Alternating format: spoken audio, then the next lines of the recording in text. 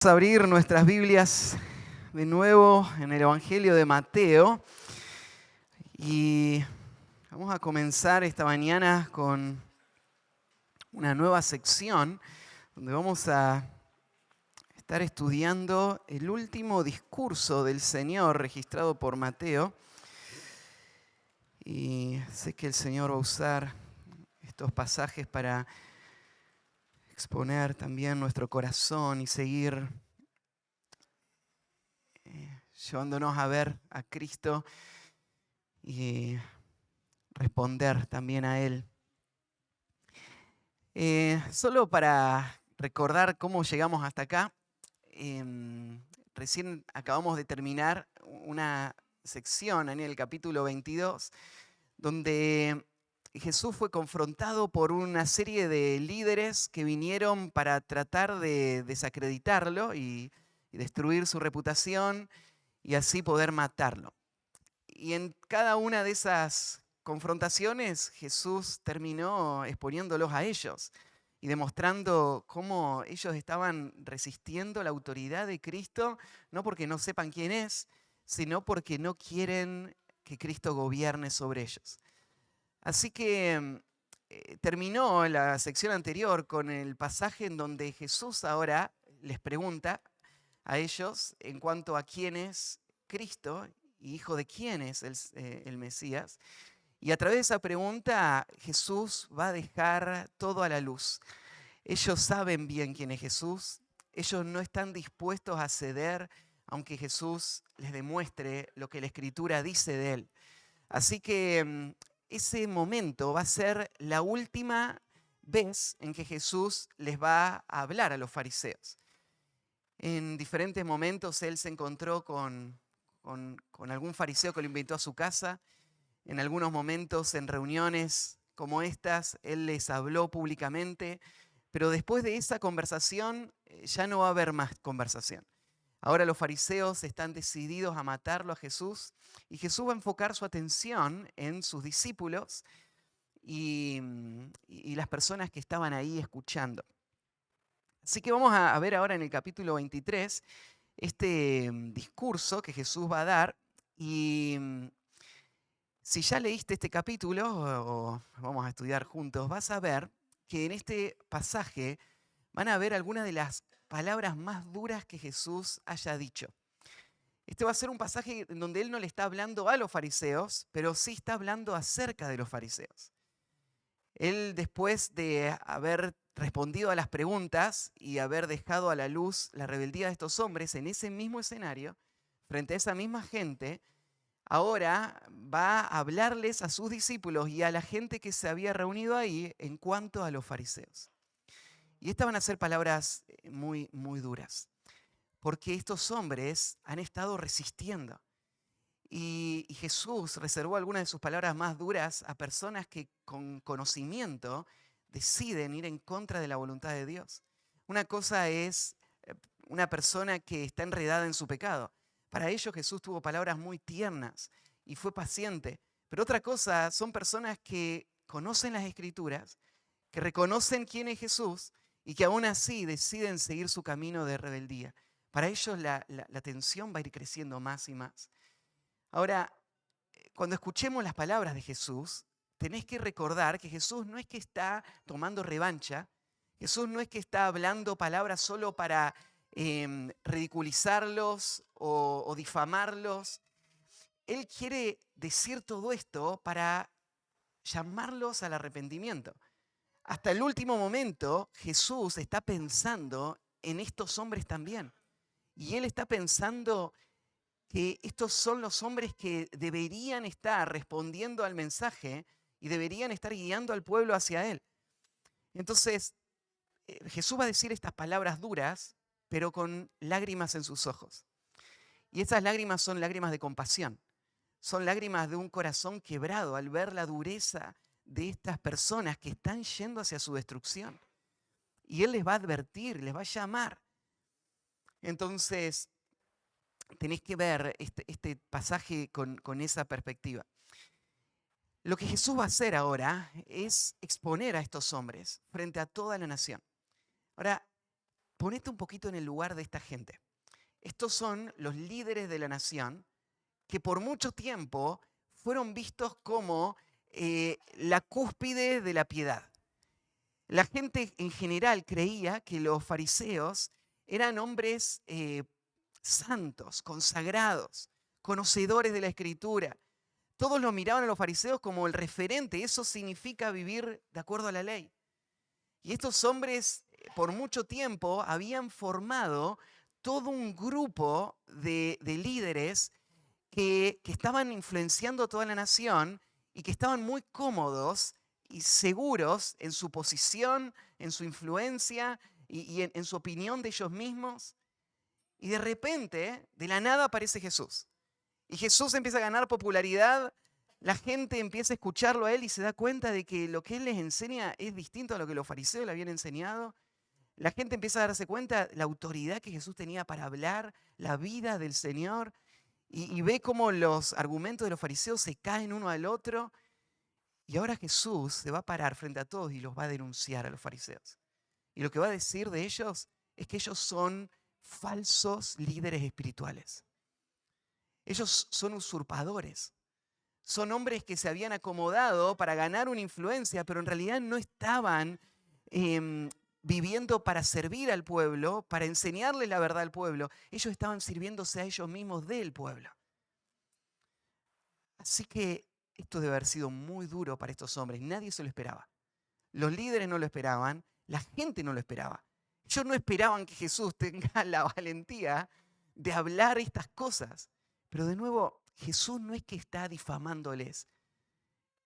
Él está hablando con verdad. Y esta gente necesita escuchar la verdad. Necesitaba escuchar lo que Jesús le va a decir de sus propios corazones. Y se los dice Jesús para que ellos se arrepientan. Entonces, en estas palabras que Jesús va a denunciarles y a advertirles lo que les esperaba si seguían en este camino, Jesús va a sacar un tema que ya habló antes. Él va a hablar acerca de la hipocresía. Él va a mostrar que estos líderes que usurparon este lugar de influencia están viviendo para sí mismos. Y ellos no están representando a Dios ni la autoridad de la palabra de Dios. Y entonces ellos están viviendo una falsa religiosidad. Y la iglesia, los del pueblo de Dios de ese tiempo, tenían que saberlo. Tenían que saberlo para no seguir a estos líderes y para no seguirles hacia su destrucción. Estos líderes son los que les van a motivar a negar, a abandonar a Cristo, a levantarse en contra de Él. Y Jesús les va a denunciar para que ellos estén alertas. Así que esta mañana, que vamos a comenzar con este estudio, vamos a estudiar la primera partecita, el primer párrafo, vamos a estudiar hasta el versículo 12. Y yo quiero que lo pienses de esta manera. Así como en el tiempo de Jesús, la doctrina de los fariseos y esta forma de vida religiosa hipócrita y falsa había creado este grupo de líderes que no representaban a Dios y que estaban guiando a toda la nación en una religiosidad hueca. De la misma manera, en nuestro tiempo, nosotros necesitamos ser advertidos del peligro de la hipocresía, ser advertidos del peligro de la religiosidad que Dios rechaza, la religiosidad que Dios odia, la religiosidad que Dios denuncia y advierte. Porque al final la doctrina de los fariseos no murió en el tiempo de Jesús, sigue estando en medio nuestro. Y cuando veamos la descripción que Jesús va a hacer de estos hombres, vos vas a darte cuenta de que estos son peligros que están muy cerca nuestro. Así que el título del mensaje de hoy es La falsa religiosidad de los fariseos y de muchos cristianos. La falsa religiosidad de los fariseos y de muchos cristianos. Leemos entonces Mateo 23 y leemos del versículo 1 al 12. Entonces habló Jesús a la gente y a sus discípulos diciendo: en la cátedra de Moisés se sientan los escribas y los fariseos. Así que todo lo que os digan que guardéis, guardadlo y hacedlo. Mas no hagáis conforme a sus obras, porque dicen y no hacen. Porque atan cargas pesadas y difíciles de llevar y la ponen sobre los hombros de los hombres, pero ellos ni con un dedo quieren moverlas. Antes hacen todas sus obras para ser vistos por los hombres, pues ensanchan sus filacterias y extienden los flecos de sus mantos, y llaman los primeros asientos en las cenas y en las primeras sillas en las sinagogas, y las salutaciones en las plazas, y que los hombres los llamen rabí, rabí. Pero vosotros no queráis que los hombres os llamen rabí, porque uno es vuestro maestro, el Cristo, y todos vosotros sois hermanos. Y no llaméis Padre vuestro a nadie en la tierra, porque uno es vuestro Padre, el que está en los cielos. Ni seáis llamados maestros, porque uno es vuestro Maestro, el Cristo. El que es el mayor de vosotros, sea vuestro siervo, porque el que se enaltece será humillado, y el que se humilla será enaltecido. Así que en esta descripción Jesús va a exponer esa falsa religiosidad, ¿sí? Y religiosidad de apariencias, de cáscara, pero sin esencia. Y la va a denunciar en los fariseos, pero como notan ahí en el título, y muchos cristianos, ¿sí? Muchos que se llaman cristianos. Así que vamos a ver esta descripción. Primero, esa falsa religiosidad de los fariseos se ve en que hay conocimiento bíblico sin obediencia práctica. Conocimiento bíblico sin obediencia práctica. Y puedes ver esto a partir del versículo 1. Comienza conectando esta historia con la anterior. Entonces habló Jesús a la gente y a sus discípulos. Como les dije, ahora esto ya no va dirigido a los fariseos. Hasta ahora, todo el capítulo 22, Jesús estuvo en conversación con sus enemigos. Ahora ya no le habla más a ellos. Ahora le habla a la gente, pero le habla en cuanto a los fariseos. Y les va a hacer una advertencia del peligro de la doctrina de los fariseos y de la vida de los fariseos. Así que la gente a la que se refiere ahí es toda esa multitud que había venido para las fiestas y los que vivían en Jerusalén, que estaba toda la ciudad abarrotada, ¿se acuerdan? Y Jesús estaba ahí en el templo enseñando cuando vinieron esos ataques. Ahora Jesús va a hablar a toda esa gente que está escuchando. Y señala también, y a sus discípulos. Sus discípulos también tienen que entender esto. Tienen que entender esto para que ellos no caigan en esa misma trampa. Tienen que entender esto para que ellos entiendan que la forma de vida y el llamado al liderazgo para ellos está en total contraste con lo que ellos habían visto desde que eran niños.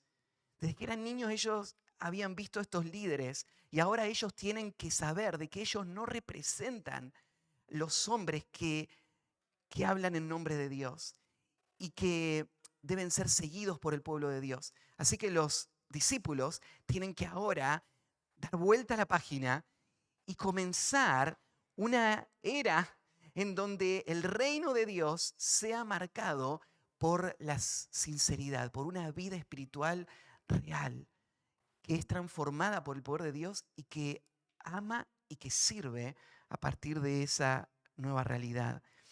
Entonces a ellos les va a hablar. Y el versículo 2 arranca con esta explicación. En la cátedra de Moisés se sientan los escribas y fariseos. Déjame recordarte quiénes son estos hombres. Los escribas fueron hombres que desde el tiempo de Esdras habían crecido en la vida del pueblo de Israel y se habían vuelto hombres muy respetados. Los escribas eran expertos de la ley y de las escrituras que se dedicaban a copiarla y a investigarla. Así que en una nación que había sido castigada por Dios por abandonar la ley, los que conocen la ley enseguida ganan influencia. En el tiempo de Esdras, los escribas tuvieron un lugar muy importante para guiar a la nación en el avivamiento y volver a afirmar a todo el pueblo. Esdras era un escriba diligente y fiel. Entonces, los escribas no eran un grupo sectario que pensaríamos, ¿no es cierto?, odiaban a Dios. Nacieron como un grupo que prometía lealtad a la Escritura, que había sido usado por Dios, pero aún hombres que nacen con esta herencia pueden terminar como estos. Ahora Jesús va a describir a los escribas en su época. Ahora estos hombres no eran como Esdras. No eran hombres que habían propuesto en su corazón escudriñar las Escrituras y cumplirlas y enseñarlas. Estos no eran hombres íntegros y fieles, eran hombres que aprovechaban su conocimiento bíblico para dominar y ganar para sus propios intereses. Ahora lo va a describir. ¿Y quiénes eran los fariseos? Bueno, los fariseos eran un grupo bien marcado, bien identificable, que tenía su sistema de enseñanza, sus maestros, y que eran en las sinagogas los líderes. Entonces, si vos ibas a una sinagoga en tiempos de Jesús, estaban totalmente gobernadas y dominadas por esta casta, este grupo. Los fariseos eran hombres que promovían la obediencia a la ley. Y esto es algo bueno, ¿no? Pero estos hombres que promovían la obediencia a la ley habían perdido de vista el propósito real de la ley.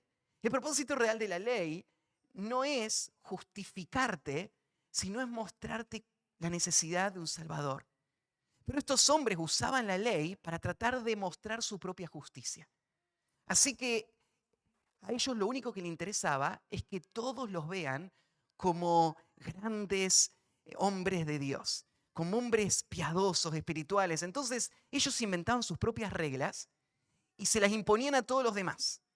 Decían, bueno, los que no cumplen nuestras reglas es porque todavía no llegaron a esta altura de fidelidad y de piedad. Y empezaron a poner reglas que no estaban en el Antiguo Testamento y que eran su forma de promoverse ellos mismos y de mostrar lo malo que eran todos. Así que los fariseos, Jesús va a denunciarlos como hombres hipócritas, como hombres que solo le importa la apariencia, que hablan de la ley, pero en realidad no viven la ley. Son hombres que cumplen sus pequeñas reglas, pero en realidad dejan de lado la esencia de la ley, el amor. Entonces, estos son los escribas y fariseos, y de ellos va a hablar Jesús. Y miren lo que dice de ellos. Dice, los escribas y fariseos se han sentado en la cátedra de Moisés. Cualquier judío entendía lo que era la cátedra de Moisés. Era una silla en donde se sentaba el maestro en la sinagoga. Y se le llamaba la cátedra de Moisés, el asiento de Moisés, lo podríamos traducir o identificar, porque desde ahí, supuestamente, se representaba a Moisés, la ley de Moisés, la enseñanza de Moisés. Así que estos eran hombres que se habían adueñado de una posición en la que nadie les había puesto, pero ellos habían decidido sentarse ahí. Ellos habían dicho al pueblo de Israel, nosotros somos los maestros. Nosotros somos los que le vamos a enseñar toda la ley. Entonces Jesús está reconociendo que estos hombres cada semana están abriendo el texto, leyendo el texto, hablando en nombre de Moisés, y ellos se adjudicaron esta posición de ser los maestros oficiales del pueblo, cuando Dios nunca se lo había dado. ¿Se acuerdan en el Antiguo Testamento a quién le había dado Dios el rol de ser los maestros? ¿Se acuerdan? Bueno, en el Pentateuco estuvimos estudiando el rol de los sacerdotes. Estos líderes espirituales en el templo tenían no solamente el rol de hacer sacrificios, ellos también eran los que debían conocer la ley y enseñársela al pueblo. Entonces, ahí en Malaquías dice, por ejemplo, que el pueblo va a buscar del sacerdote la sabiduría de Dios y la ley de Dios, la verdad de Dios. ¿Y de dónde salieron los fariseos? ¿Quiénes los pusieron ahí? No, ellos se pusieron solos. Ellos armaron este grupo. De tal manera, ¿no es cierto?, que si vos no eras fariseo, no tenías credenciales, no tenías respaldo. ¿Quién te avala a vos para estar en esa posición, no? Estas son cosas que siguen pasando en nuestro tiempo, ¿no? En donde personas se adjudican personalmente la tarea de ser los maestros del pueblo de Dios. ¿Quiénes son los que están autorizados por Cristo para enseñar al pueblo la palabra de Dios? No hay un sentido que todos los hijos de Dios nos enseñamos mutuamente, pero hay un sentido en el que Dios designa, el Espíritu Santo específicamente, a quiénes son los que van a cuidar del rebaño de Dios, y lo hace a través de requisitos. Personas tienen que cumplir los requisitos de 1 Timoteo 3, de Tito capítulo 1, deben ser evaluados por la congregación, deben ser evaluados por hombres que están en esa función y entonces reconocer, el Señor le puso en esta función.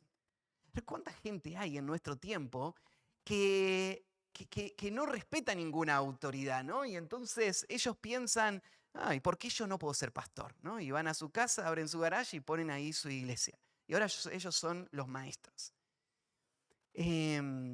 Ahora, vos tenés a estos hombres que se autoproclamaron los maestros de Israel. Y están sentados y ellos dicen que lo que están enseñando es la cátedra de Moisés. En esta expresión, Jesús está validando el hecho de que estos hombres estén abriendo la Escritura y enseñando la Escritura. Esto es importante por lo próximo que va a decir. Mirá el versículo 3. Así que todo lo que os digan que guardéis, guardadlo y hacedlo. Esa expresión, todo lo que les digan los fariseos que hagan, tienen que hacerlo, ¿qué se refiere? ¿Que no hay ninguna restricción? O sea, si un fariseo te decía, quiero que te pares y hagas la vertical, ¿vos tenías que hacer eso? Bueno, Jesús dijo, todo lo que digan los fariseos tenéis que hacer. No, pero el versículo anterior, Jesús dijo, en la cátedra de Moisés se sentaron y por eso todo lo que les digan, háganlo. Jesús está diciendo, la Escritura es autoridad, sea quien sea que lo diga. Aún un falso maestro, en ocasiones, podría abrir la Escritura y decir algo que realmente el texto dice. Y cuando un falso maestro dice lo que Dios dice, entonces lo que él está diciendo es autoridad. ¿Por qué es autoridad? ¿Porque lo dijo el falso maestro? No. Es autoridad porque la Biblia es autoridad en sí misma, sin importar quién lo diga. Entonces, Jesús está validando la autoridad de las Escrituras, aún con todo este sistema pervertido y torcido. Cuando estos hombres se sentaban y abrían la ley, si lo que decían era lo que decía la ley de Moisés, hagan todo lo que ellos dicen. Me gusta, ¿no es cierto?, por cómo Jesús tiene una visión tan clara de las Escrituras y una confianza plena en el valor y en la autoridad de la palabra. Así que la palabra es indiscutiblemente autoridad. Pero, sigue el versículo 3, mas no hagáis conforme a sus obras, porque dicen y no hacen. En este punto yo le decía, Jesús está desenmascarando a estos pseudo líderes, a estos falsos líderes espirituales que usurparon el poder, y está señalando esto. Los falsos líderes espirituales pueden tener conocimiento bíblico, sí. ¿Pueden eventualmente decir algo que es verdad? Sí. Pero hay más que eso en el liderazgo bíblico. En el liderazgo bíblico hay dos cosas que van de la mano, que son inseparables, y son las palabras y las obras. Yo me acuerdo en un momento, en una predicación acá en la iglesia, estudiamos Romanos 15, donde Pablo habla de su ministerio y cómo el Señor le ha usado para la salvación de muchos gentiles. Y él dice, yo no osaría hablar sino de lo que Cristo hizo por medio de mí para la conversión de los gentiles, y él le agrega esto, por las palabras y por las obras. ¿De qué manera Dios usó a Pablo para que tantos se convirtieran? Con dos lados de su ministerio, su predicación y su vida. Y estas dos cosas combinadas fueron la herramienta que usó el Señor para traer salvación y edificación a muchos. Es que esto es lo que se refleja en un líder espiritual. Yo recuerdo hace un tiempo, estábamos tratando de acompañar a alguien que estaba pensando en venir a nuestra iglesia de otro contexto.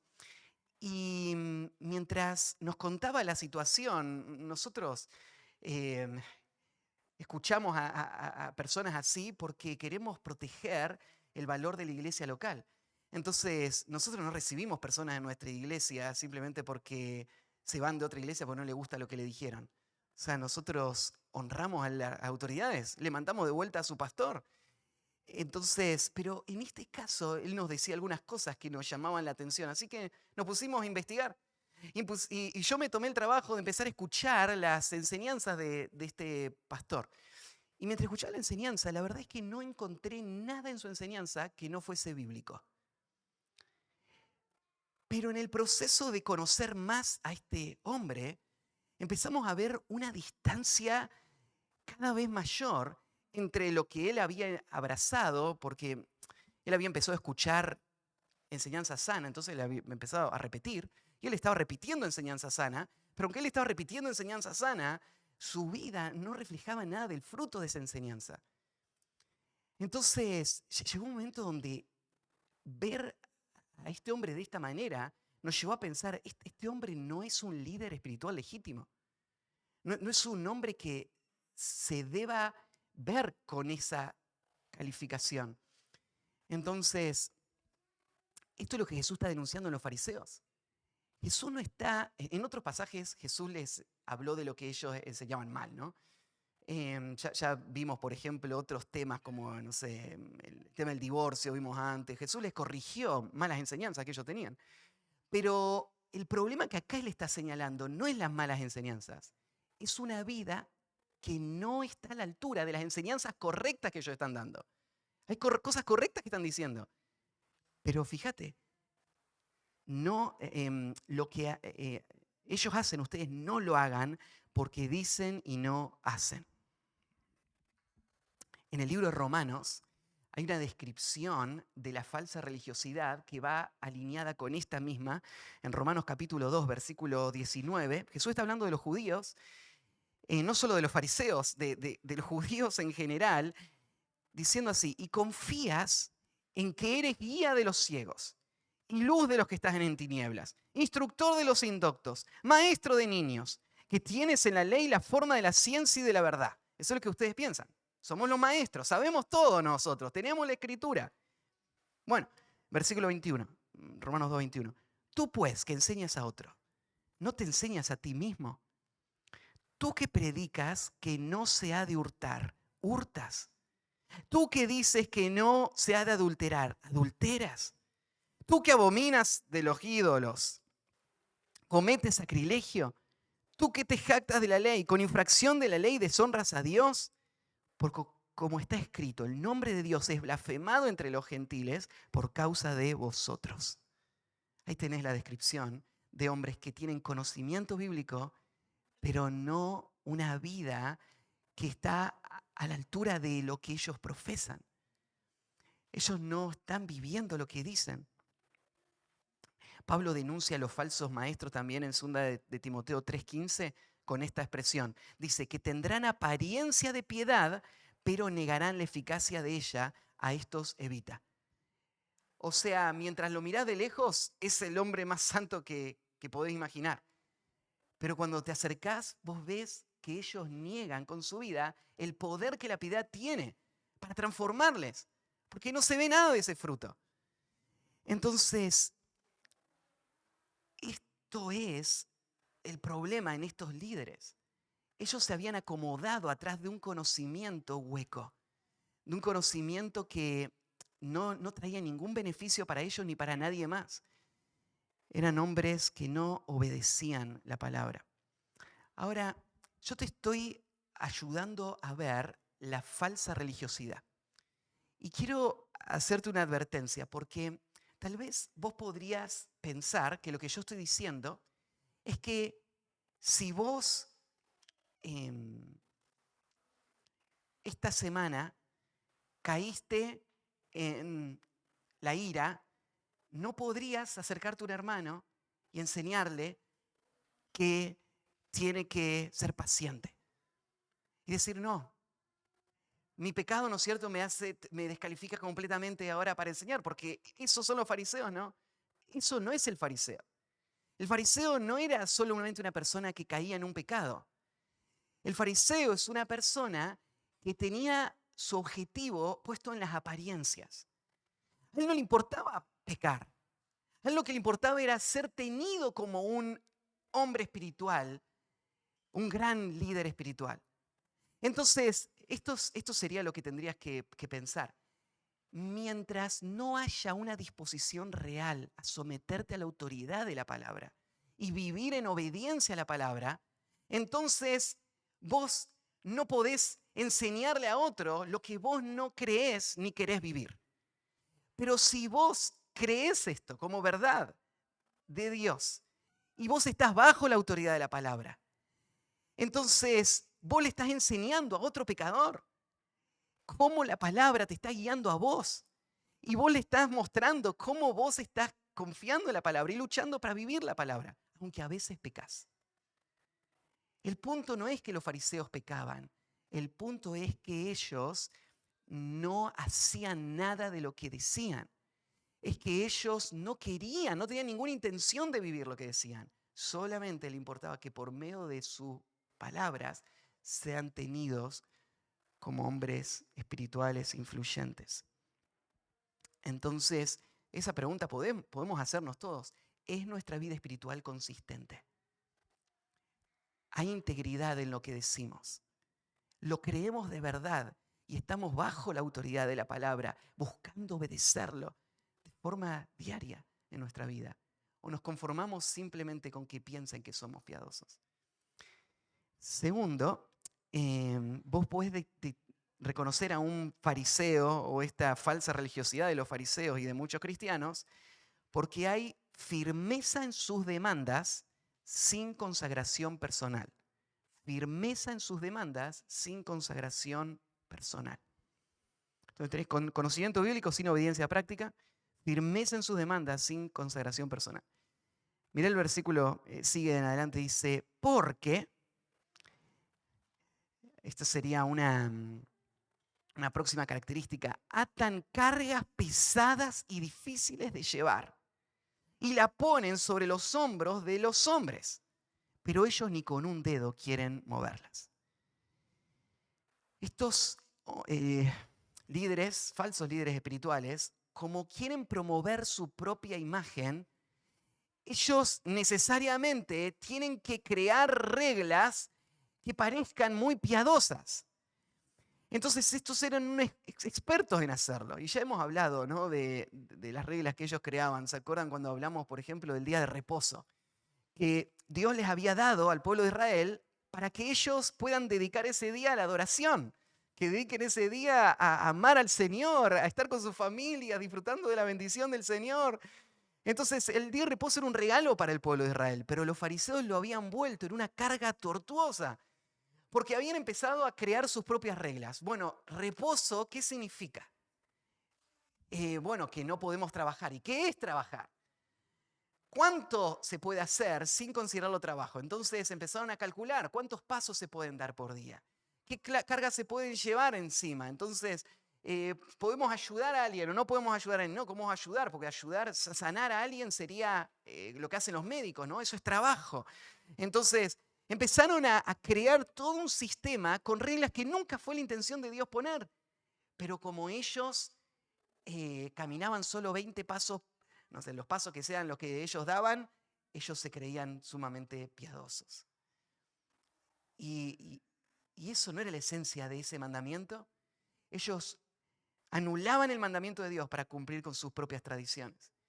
Entonces, estas leyes se habían vuelto como una carga enorme en los hombros de personas que veían que nunca podían llegar. Veían que nunca podían cumplir con todas las demandas de Dios, pero esas no eran las demandas de Dios, eran demandas de hombres. Pero el problema no era que ellos le enseñen al pueblo a vivir con justicia.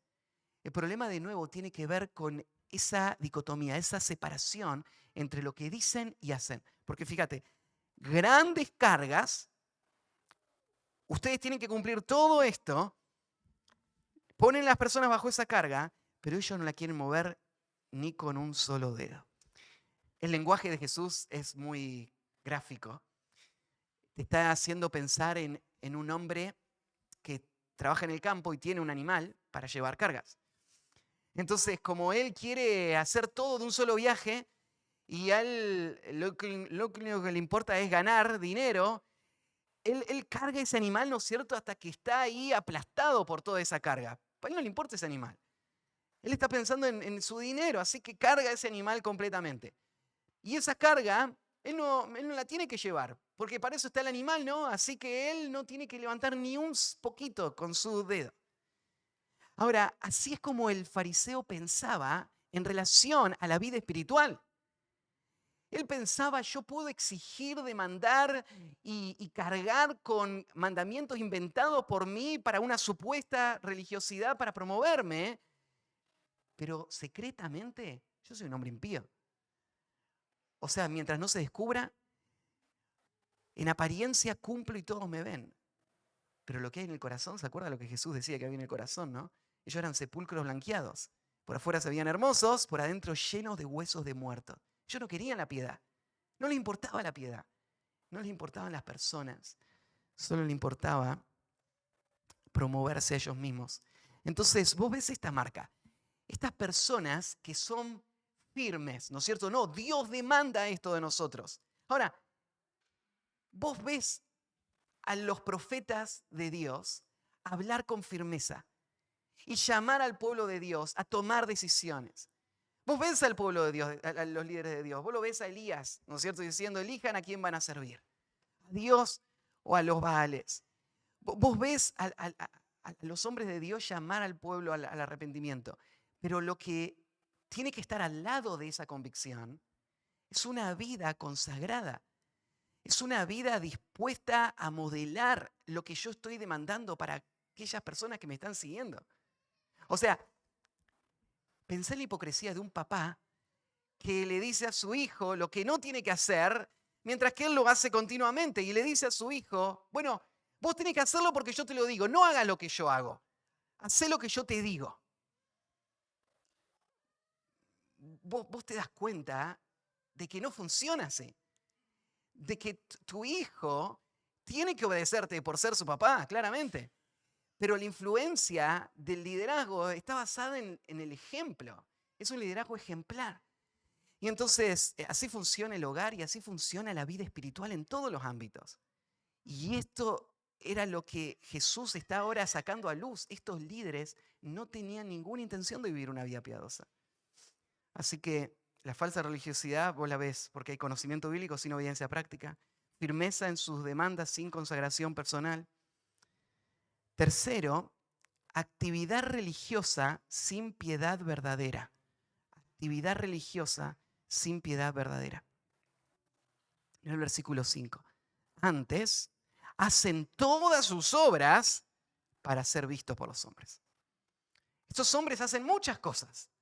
Los fariseos, decía Jesús, recorren mar y tierra para ser un prosélito.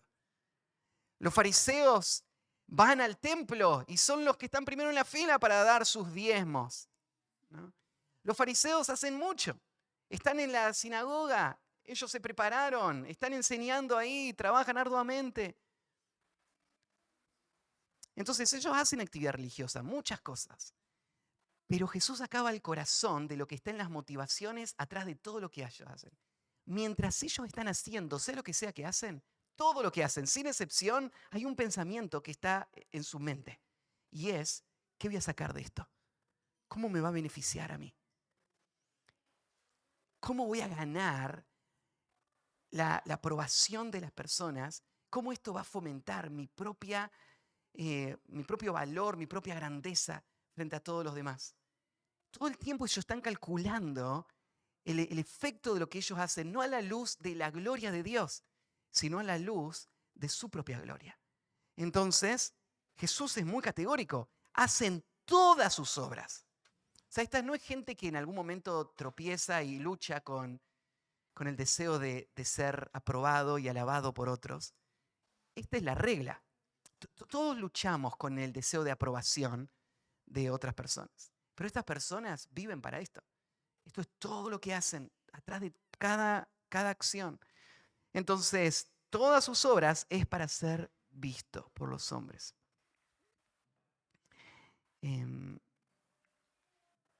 Ahí en Juan, Jesús denuncia esta misma actitud en Juan 5:44 con estas palabras. Dice, ¿cómo podéis vosotros creer? Pues recibís gloria los unos de los otros y no buscáis la gloria que viene del Dios único. Cuando vos tenés un sistema en donde lo que gobierna todas las actividades es la intención de promoverse a uno mismo, entonces lo que vos haces es cerrar la puerta a la fe genuina. Jesús dice, ¿cómo pueden creer?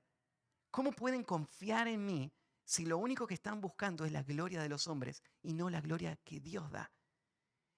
Este pecado que controla a los falsos religiosos es un pecado que les ciega a su necesidad del Evangelio. Es un pecado que les aleja de su propia conversión. Y es un pecado sumamente destructivo. Y mira lo que Dios dice de personas también que buscan esto. Ahí en Lucas 16:15, Jesús le dice también a estos líderes, vosotros sois los que os justificáis a vosotros mismos delante de los hombres, mas Dios conoce vuestros corazones, porque lo que los hombres tienen por sublime delante de Dios es abominación. Pensá en esta imagen. Imagínate que vos lográs tu objetivo de que todos piensen de que sos el hombre más piadoso que hay. Y que vos sos un hombre consagrado y servicial. Imagínate que lográs que todos lo reconozcan, ¿no? Y te lo digan. Y te hagan una placa y te la pongan ahí, ¿no es cierto? Y todos hablen de lo grandioso que es tu ministerio y tu influencia y tu rol como esposo. Imagínate que lográs todo eso. Y los hombres lo tienen por sublime. O sea, están en la cima. Jesús dice, lo que los hombres tienen por sublime delante de Dios es abominación. A esa persona que hizo todo eso con esa motivación, a Dios le da náusea. Dios lo rechaza completamente. Y ese es el veredicto que realmente importa. Pero la falsa religiosidad te enreda en ese camino de búsqueda de aprobación y de ese interés de promoción personal y no te deja ver que no tiene ningún valor, que es algo completamente hueco. Entonces, sigue, ¿no es cierto?, dándonos ahora Jesús algunos ejemplos. Yo sé que esto no es lo que hacemos nosotros para promovernos, pero esto es lo que hacían los fariseos. Mira, pues se ensanchan sus filacterias y extienden los flecos de sus mantos.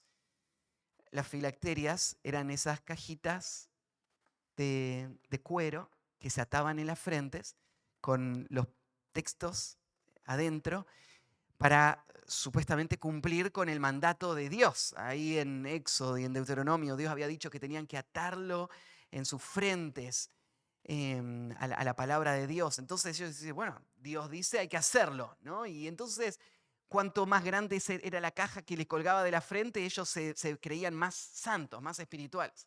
Así que estos hombres que buscaban solo la aprobación de otros y solo le interesaba lo que otros pensaban, se enfocaban en las cosas visibles. Entonces ellos tenían la caja colgando en su frente, pero la palabra no estaba en su corazón. Ellos no habían respondido a la verdad que tenían colgada ahí en su frente. Ellos no estaban rindiendo su vida, estaban queriendo matar al Salvador con una caja grandota en su cabeza. Entonces Jesús está mostrando lo absurdo de ese comportamiento, de creer que solo que los demás crean que sos espiritual es lo importante. Ensanchan las filacterias, extienden los flecos de sus mantos. Los flecos de los mantos eran cordones o flecos que se ponían en los vestidos, que servían en la vida cotidiana para sus prácticas de oración, pero que también en teoría respondían, ¿no es cierto?, al mandato ahí de Números 15, 38 al 40, donde habla de esos cordones o flecos como un recordatorio de su identidad como pueblo de Dios. Ahora, el cordón no era el punto, ¿no es cierto?, era el corazón. Y los cordones, ¿no es cierto?, de estos hombres eran solamente una expresión más de esa vida de hipocresía. Entonces, vos ves la falsa religiosidad también, dijimos, en esa actividad religiosa. Sí, todo lo que hacemos lo podemos hacer y lo podemos hacer hasta el extremo. Pero si no hay piedad verdadera, eso es hueco. No es aprobado por el Señor. Si en el fondo lo único que estaba buscando era ser alabado, reconocido, entonces todo eso no sirvió de nada. El Señor lo abomina. Entonces, la piedad es lo que importa. La falsa religiosidad no, la actividad religiosa. Cuarto lugar, la falsa religiosidad de los fariseos se ve en un servicio público sin humildad de corazón. Servicio público sin humildad de corazón. Dentro de la vida espiritual de la nación había algunos roles que tenían naturalmente más atención. Yo les decía, por ejemplo, es correcto que el pueblo de Dios valore la instrucción bíblica y que estos hombres quieran enseñar la palabra y quieran estudiarla y guiar al pueblo. Eso es algo bueno. Pablo dice, el que anhela obispado, buena obra desea. Si uno quiere cuidar del rebaño de Cristo, eso es algo valioso. Pero no te confundas, muchas veces atrás de este interés de estar en el lugar más visible o más influyente, lo que está escondido es una búsqueda de promover mi orgullo personal. Se hace eso, pero sin humildad. Fíjate, estos hombres aman los primeros asientos en las cenas y las primeras sillas en las sinagogas. No es solo que a estos hombres le asignaban ese lugar para que después pueda pasar a predicar, sino que eso es lo que ellos amaban. Eso es lo que ellos buscaban. Eso es lo que les motivaba. Para eso estudiaron. Para eso están preparándose cada semana, porque quieren estar ahí. Quieren ser reconocidos como ellos, como estos líderes. Ellos quieren codearse con la élite. Ellos quieren ser alabados. ¿Y por qué le interesan las primeras filas? Le digo, hoy no se tomen a pecho esta expresión, porque hoy al revés, ¿no? Nadie se quiere sentar adelante en la primera fila. Esas filas siempre están bastante vacías, ¿no? Pero ¿por qué la gente se quería sentar en la primera fila? Bueno, es porque en ese momento se le daba ese lugar especial a personas a quienes se le quería dar un reconocimiento.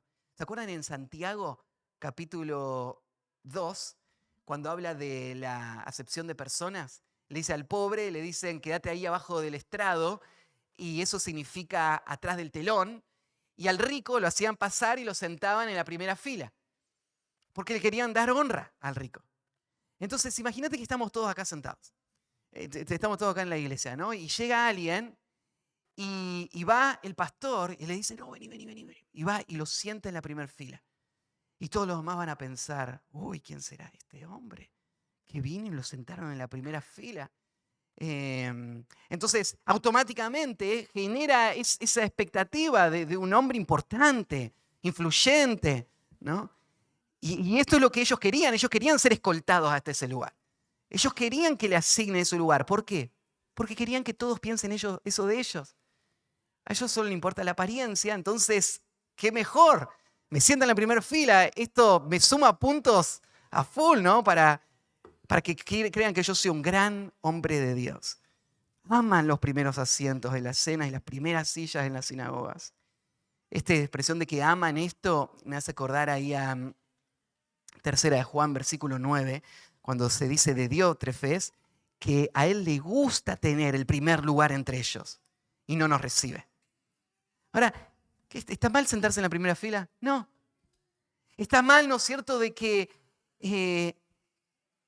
alguien muestre honra y respeto a otro por su ministerio, por su fidelidad al Señor, que lo quiera atender. Estaría mal, por ejemplo, ¿no es cierto?, que nosotros, cuando vengan los misioneros ahora en marzo, les preparemos la mejor comida. Los sentemos ahí adelante, ¿no es cierto?, los hacemos pasar acá adelante y oramos por ellos y les animamos. ¿Está mal eso? No. El problema está en que estos misioneros sean misioneros para ganar ese lugar, para tener ese reconocimiento. Diótrefes es ese ejemplo, ¿no?, del hombre que le gusta tener el primer lugar y por eso no escucha al apóstol. Por eso disciplina a las personas que se ponen en su contra. Por eso trata de defender su pequeño reino. Porque él no está ahí por la causa de Cristo. Él está ahí por su propio beneficio. Entonces, esos eran los fariseos. Ellos aman los primeros lugares. Y las salutaciones en las plazas, y que los hombres lo llamen rabí, rabí. Esta salutación sería en un lugar público, que usen estos términos que representan honra y reconocimiento, maestro, y acá la palabra, ¿no es cierto?, tiene que ver más que solamente con el que le enseña, es el guía, el líder, a quien seguimos. Entonces, a ellos les encanta cada oportunidad que hay para que ellos reciban honra. Entonces, ellos están calculando en su mente y pensando, uy, ahora va a haber una oportunidad, seguramente que me van a honrar. Voy a pasar por allá, voy a estar ahí, me voy a parar ahí para darle la oportunidad para que me digan algo, ¿no? Para que me muestren el respeto, para que me reconozcan, para que me digan esas palabras. Estos hombres amaban las salutaciones en las plazas, que los hombres le digan rabí, rabí. Pero vosotros no queráis que os llamen rabí, porque uno es vuestro maestro, el Cristo, y todos vosotros sois hermanos. ¿Sabes qué Jesús está denunciando acá? Jesús no está diciendo que en el pueblo de Dios no hay hombres a quien Dios usa para enseñar. No está negando eso. O sea, estamos estudiando 1 Corintios y estamos viendo hay dones que apuntan a eso, ¿no? Está el don de maestro. Están esas funciones. Está el llamado de Dios a personas a ocupar la función del pastorado que enseñan. Entonces, a Jesús le decían maestro y Jesús no les decía a las personas, no me digan maestro.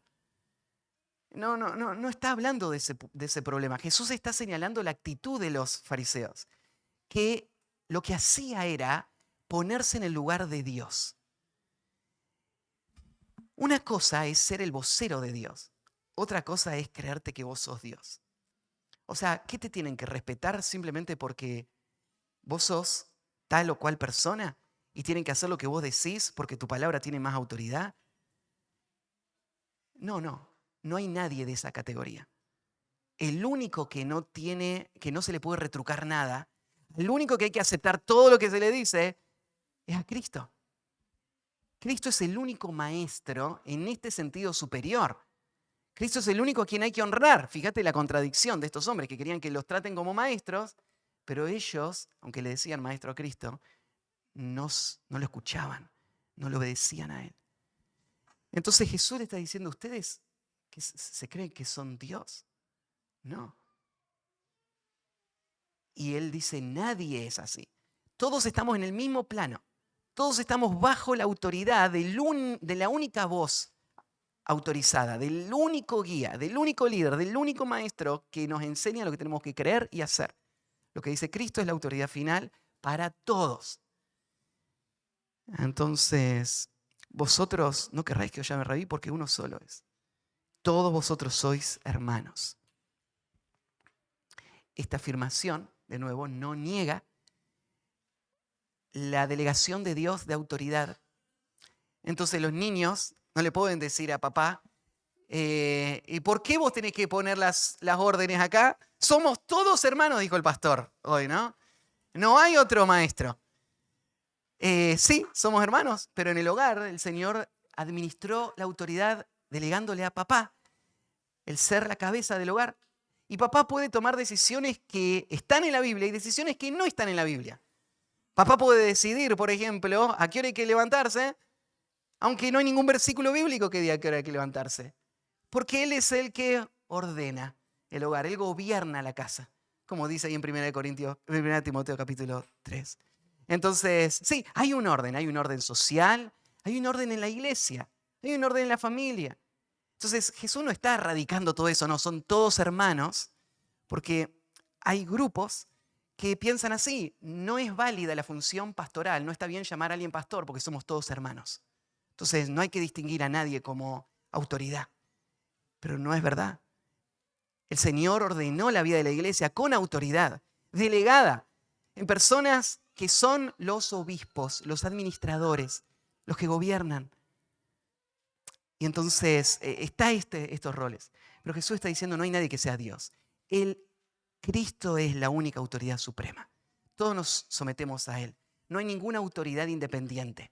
No hay ningún diótrefes a quien tengamos que hacerle caso simplemente porque Él es el pastor.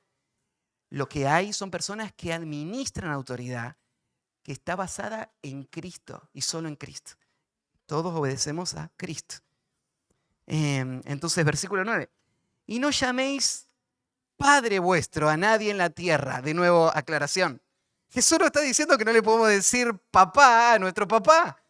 Papá, padre, sería un término de honor, de respeto, de reconocimiento. Y es correcto decirlo. ¿Y por qué Jesús dice no le digas a nadie padre en la tierra? Él está hablando de la actitud de los fariseos. De pensar en que yo soy la fuente de la otra persona, ¿no? Y lo reconozca así, como una autoridad incuestionada. No sé la historia de cómo llegó el título padre a la Iglesia Católica, pero creo que ahí habría una buena imagen de lo que no tiene que pasar en la vida espiritual del pueblo de Dios. Porque no hay padres en la vida de la Iglesia. Lo que hay son hermanos con un solo Padre. Nuestro Padre es Dios. No es el Santo Padre, el Papa. Yo les decía la pasada, Él es un usurpador. Él es una persona que está tomando un lugar que no tiene de representar la autoridad de Cristo en este mundo. No hay ningún Padre. Dios es el Padre. Y todos nosotros nos sometemos a Él. Sí hay autoridad delegada por el Señor en la vida de la iglesia y hay un orden bíblico. Pero ese orden no te pone como el origen o el juez o el veredicto final o la regla y la norma por la que todos tienen que vivir. La autoridad es Dios solamente. Y de nuevo, no seáis llamados maestros, porque uno es vuestro maestro, el Cristo. Y de nuevo, el maestro se refiere al guía. Entonces, fíjate cómo la falsa religiosidad se evidencia por la falta de humildad. Si no hay humildad, si no me veo como una oveja más y estoy promoviéndome a mí mismo porque me veo por sobre todos los demás, entonces ahí hay una señal de advertencia. Esa es la doctrina de los fariseos, así ellos se veían. Y Jesús los denuncia.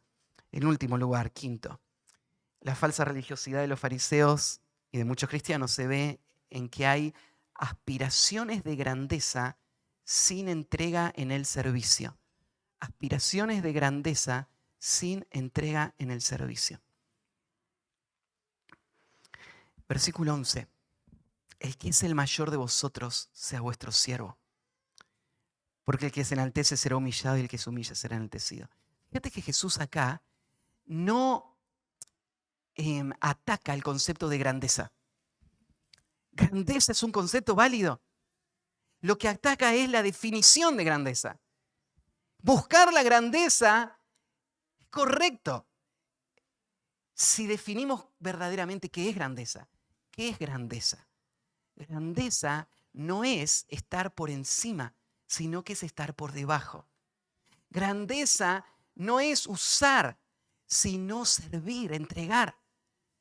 Entonces esa es la esencia del liderazgo, ¿no? Un padre, por ejemplo, o un esposo.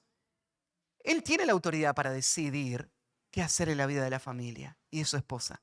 Pero él no tiene esa autoridad para servirse a sí mismo. No tiene esa autoridad para defender sus intereses. Él tiene esa autoridad para poder entregarse por completo por el bien de otro. Entonces él se entrega a través de su rol de liderazgo. Liderazgo es servicio. Y Jesús lo define, ya vimos estos conceptos en el capítulo 20, en el versículo 26 al 28 Jesús usó términos muy similares. Y él se presenta como el ejemplo también. Ahí en 2 Corintios capítulo 4, Pablo habla de cuál es la actitud que él tiene y que todo siervo del Señor debe tener. Dice, porque no nos predicamos a nosotros mismos, sino a Jesucristo como Señor y a nosotros como vuestros siervos por amor de Jesús. esta debería ser la actitud y la iniciativa que todo siervo de Cristo tenga, que me vean así, que solo me vean como un siervo. Y ahí la palabra siervo es la palabra esclavo, es la palabra del que no tiene derechos, solo responsabilidades, y el que está solo para hacer lo que otros necesitan todo el tiempo sin esperar ningún reconocimiento, porque él no es dueño de sí mismo. Pablo dice, así quiero que me vean como un siervo. Y termina el versículo 12 con esta máxima. Porque el que se enaltece será humillado y el que se humilla será enaltecido. La razón por la que debemos buscar la verdadera grandeza en el servicio es porque Dios obra de esta manera. En la medida en la que la persona busca el servicio, y no el servicio como un camino para la grandeza, sino el servicio como una entrega real, incondicional por otra persona, entonces Dios se encarga de dar lo que solo Él puede dar. La verdadera afirmación y aprobación es el bien, buen siervo y fiel que viene de Dios. Son las recompensas eternas que vienen de Él. Entonces, esa es la tarea del hombre de Dios, hacerse pequeño. El más pequeño de ustedes es el más grande, había dicho Jesús ya, ¿no? Y acá está diciendo el que se humilla, el que se enaltece va a ser humillado, el que se humilla será enaltecido. La Biblia está llena de ejemplos. Tal vez un ejemplo muy conocido es el de Nabucodonosor, el rey poderoso que se enalteció en su corazón y que Dios en un día lo humilló hasta lo más bajo. Dios es el que controla nuestra vida. Nuestro lugar y nuestra posición durante toda nuestra vida, hasta escuchar la afirmación del Señor, es la de un siervo. Pero los fariseos no eran así. Los fariseos no pensaban como siervos. Los fariseos no lo pensaban porque ellos no tenían una piedad verdadera. Y entonces ellos tenían aspiraciones de grandeza, pero no querían entregarse al servicio. Y así nadie va a ser grande. Grande es Cristo, que siendo en forma de Dios, se humilló hasta lo más bajo. Eso es ser grande. Entonces, los fariseos quedaban expuestos como un fraude. Entonces, cuando vos mirás este cuadro, hay dos cosas que pueden estar pasando. Primero, vos mirás todo este cuadro y decís, eso encaja con todo lo que veo en mi corazón. Sin importar lo que otros piensen, esto que Cristo dijo que es la falsa religiosidad es lo que me describe. Y si eso te describe, entonces, yo te decía al principio, Jesús lo dijo no para lastimarte. Él lo dijo para llamarte al arrepentimiento. Es para que vos veas que tu única esperanza es Él. Y voy a decir algo más. Nadie puede cambiar esto a no ser por la gracia de Dios. ¿Quién podría dejar de buscar sus intereses para entregarse por amor al Señor y a otros? Nuestro corazón es esclavo de nuestro pecado. Pero hay una buena noticia.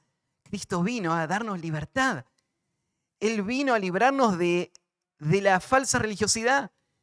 Él vino para dar su vida por los pecadores. Y cualquier persona que se confiese pecador y que confiese sus pecados y diga, no soy el que piensan que soy. Y necesito la gracia del Señor. Quiero que Él me rescate. Quiero amar. Quiero vivir para Él. Si vos entendés lo que Cristo hizo en la cruz y clamás a Él, Él te va a salvar. Y vos podés dejar de ser un religioso falso. Ahora, también lo otro que podemos estar pensando en este momento es decir, Matías, yo creo que sí deseo el honor de Cristo. Quiero servir a mis hermanos. Sí, honro la palabra y quiero someterme a ella. Pero la verdad que me doy cuenta de que este peligro está cerca. Y necesito hoy pedirle al Señor su gracia para poder abandonar las formas en las que esto se metió en mi vida. Y necesito cortarlas de raíz. Y necesito vivir una vida de integridad, no de apariencia. Y necesito vivir una vida de servicio y de entrega. Y si es así, el Señor dijo esto a sus discípulos, para que sus discípulos respondan así también. Entonces esta mañana tenés que confesarlo al Señor. Decir, Señor, tú sabes mis miserias, estos pensamientos que vienen a mi mente que tanto odio, pero que están ahí. No quiero estar pensando en cómo me benefician las cosas. Señor, líbrame, ayúdame a vivir como tú viviste. Y de esa manera que el Señor pueda limpiar nuestra vida una vez más y que podamos vivir de acuerdo a su reino. Bueno, vamos a orar y terminamos. Padre, esta mañana otra vez fuimos expuestos a tu palabra y, Señor, por tu gracia tú nos hablaste y, y no sé en qué formas o a qué persona, pero sé que tu palabra es poderosa y confío en que va a ser la obra para la cual fue enviada. Te ruego, Señor, que tú obres en nuestras vidas, librándonos de este gran mal que hundió en un momento a toda tu nación, el pueblo de Israel, en una vida de religiosidad falsa que le llevó a rechazar al Mesías. Señor, guárdanos a nosotros hoy. Ayúdanos a seguir buscando la sinceridad y una vida piadosa, un servicio consagrado. Gracias, Señor, por la vida de mis hermanos. Gracias por tantos ejemplos que aún veo desde acá arriba, Señor, en donde veo, Señor, el fruto de la piedad, de la consagración, del servicio, de la lucha contra el pecado, de la honestidad. Gracias, Señor, por tu poder, por el Evangelio que ha transformado tantas vidas. Y te ruego, Señor, que sigas obrando en cada uno de nosotros hasta que seamos perfectos. Gracias por esta mañana. En el nombre de Cristo Jesús. Amén.